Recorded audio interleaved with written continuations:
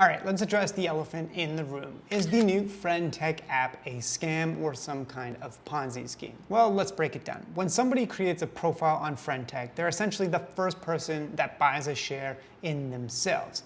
And they get it for dirt cheap, $0. And every additional person that buys a share bumps the price of future shares up by a little bit, to the point where if you're, let's say, the 50th or the 100th person to buy a share, you're going to be paying significantly more than those who came in early. And so the economics of the app really do favor people that get in early and are one of the first 5 or 10 people to buy shares, because by the time you get up to 100, you're paying a hell of a lot more. And with every additional person that joins in the community of shareholders and buys shares and bumps the price up, it's giving the early shareholders a chance to exit at increased levels of profit. And so the earlier you join a community, the closer you are to the top of the pyramid, and the more money you stand to make. Whereas if you're one of the last people coming to a community, you're at the bottom of the pyramid and you have basically no chance of making money. Essentially, you're going to be everyone else's exit liquidity. Now let's consider a situation where all of, for example, Kobe's shareholders decide to rush for the exit.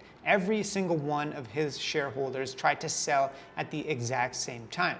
Well, what you're gonna have essentially is the price cascading all the way back down to zero. And so the people that join the community last are definitely going to get screwed over, and the people that join the community first really have nothing to lose. And whoever manages to sell the top gets to walk away with those profits, but every time someone sells, it bumps the price down a little bit. And so in some senses, if a community of shareholders is not strong and is not committed to actually holding those shares, then there is a possibility for what I would say is a soft rug. It's not necessarily like the person whose shares are getting traded has any control over it, and they didn't design it to be that way, but the economics of the situation simply are that. So considering all of this, should you sign up for the Friend.Tech app and join in on all of the hype? Well, I'll just say this. I think it's a fun app, it's interesting, and it's giving really some new spice to the ecosystem in a way that we haven't had this kind of interest in a while. However, I absolutely only recommend that people not treat this as a way to actually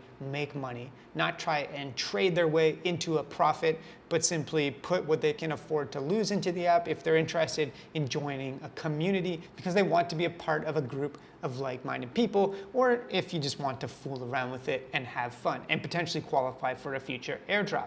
However, definitely do not treat this as an investment, because you definitely don't want to be on the losing end of a rush for the exits if something like that were to happen.